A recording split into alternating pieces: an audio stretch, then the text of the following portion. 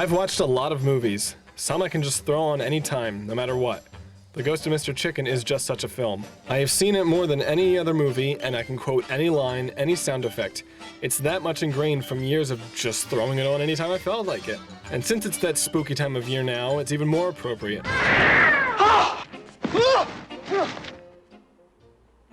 It's become as traditional for me as It's the Great Pumpkin, Charlie Brown. It's got just the right amount of seriousness in it to make the comedy pop, and is arguably Don Knotts' most memorable role next to Barney Fife.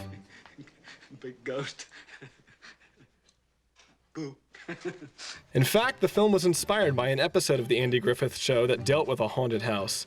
After gaining popularity as the high-strung cocksure deputy, Don Knotts got a contract with Universal for multiple films, in which Don Knotts was allowed to pick whatever project he wanted. The price tag and your suit's hanging out. That's my press card, and you know it. And it was decided that if it makes Don Knotts scared, it'll make audiences laugh. The film, originally titled Running Scared, was written by Jim Frizzle and Everett Greenbaum, who also wrote for The Andy Griffith Show. Greenbaum became an actor and might be remembered from his appearance on Seinfeld during The Butter Shave. Eat hickory! Most immortal now is his shouting "Attaboy Luther" off camera, which was one of a few suggestions Andy Griffith contributed to the screenplay. The actors and writers had great respect for director Alan Rifkin, who was a veteran of television comedy and kept things on schedule. Overall, the production was smooth, as could be expected for a small comedy like this, shot for about $600,000.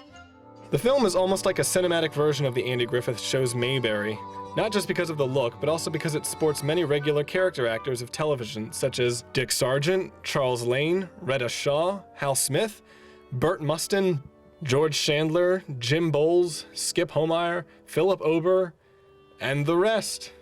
Alma, the romantic interest in the film, was played by Joan Staley, who at the time was a model for Playboy. Mrs. Cobb's niece, Malva, bought a print down at Belson's. It's red with yellow flowers across the... Though simple in story and execution, the film is really solid. Luther Heggs is a wannabe reporter who faces humiliation and ridicule for his efforts. Paper and find out. All right, you two guys, you just better watch it. You see these hands? They're just as hard as steel. Hey, look at him, Billy Ray. He's a karate champion. We better watch ourselves. Go ahead, Luther. Yeah, do something.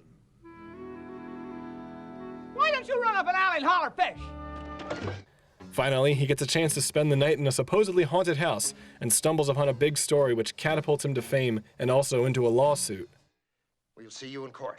Heggs, when I get you on the stand, I'm gonna tear you to shreds. Just who do you think you are? A little pipsqueak like you fighting us in court? Just who do you think you are? Drop dead, that's who. Right, Mr. Beckett? Mr. Beckett? Mr. Beckett? Vying for the attention of Alma and the respect of the town, Luther tries to prove himself with comedic aplomb.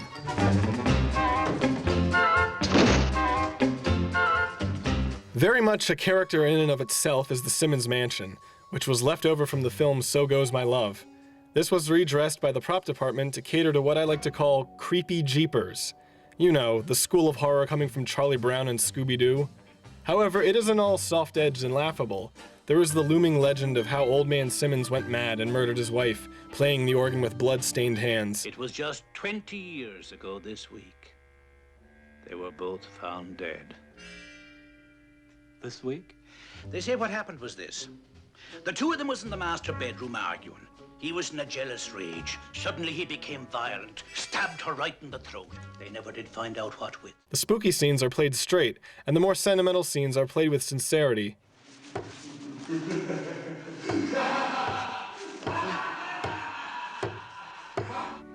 I've never been on one of those stands before. You'll do just fine. Take this scene as Luther is about to go into the mansion. We are unsure of what will come, but also eager to see what shenanigans he'll get up to.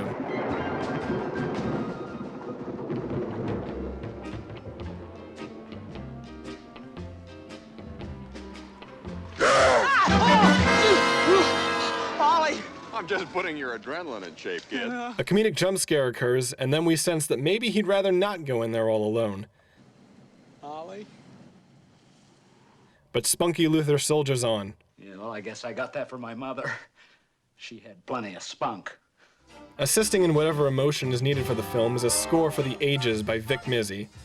Demonstrating experience writing the theme and underscore for the Addams Family, Mizzy had already been immersed in the Creepy Jeepers realm. Vic Mizzy provided some unusual but now unforgettable arrangements with fuzzy guitars and harpsichords.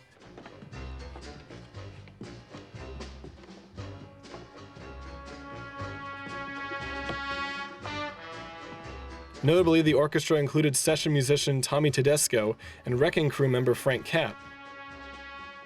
A master of composing memorable scores quickly, Mizzy wrote it in 4 days, and he only scored about 35 minutes worth of the movie, nothing more or less than it needed. Not only that, but the music benefits from leitmotifs. Mizzy said, "My music is constantly aware of what's going on, yet it always sticks to the themes. It's the variations that make people think that the music's doing something different." And that all goes back to Wagner. Motifs are the secret. The main motif of the film is that for Luther, often heard on a lonely clarinet, assisting in our pathos for him. Well,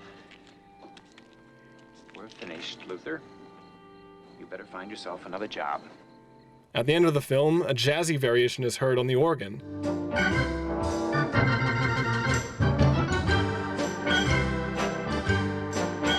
Speaking of organs, the infamous and indelible centerpiece of the movie is when Luther is given a haunted recital courtesy of the Simmons bloodied organ.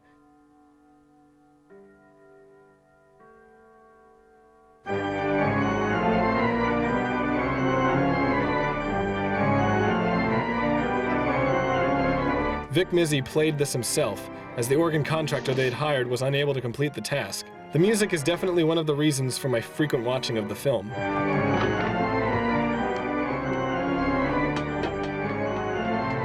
The most long-lasting comedies have things which always appeal to us, and something about Don Knotts bugging out over a cat or karate chopping a mannequin will never not be funny. Also, for Americans, the film has a sort of Anytown feel, which made it successful in such places when it was released. The movie did, in fact, make $4 million. The town of Rachel, Kansas, is also part of the reason why I love this film. It's got the nostalgic appeal that small American towns today have, and the characters in them are distinct with their various quirks, like Miss Bon Ami. They say there are still bloodstains on the organ keys. That's right. They've never been able to get them off. And they use Bon Ami. And they use Bon Ami. And they use Bon Ami! This citadel of the divine destroyed? Never! Never! You're not CFC? I'm Rotary. Get out of here! Ah! I'm sorry, folks, I'm sorry, but the courtroom is all filled. Now let's keep this door clear, please, please! Actually, Don Knotts had to call up the head of Bon Ami itself when the Universal Legal Department failed to take care of matters themselves. Never wait for legal departments, Knotts said.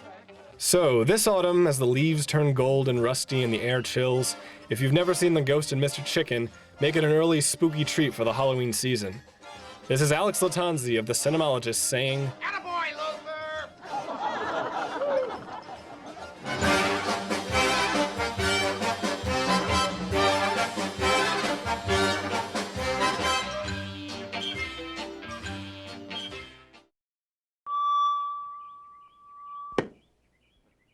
Well, the electrician must be a Democrat.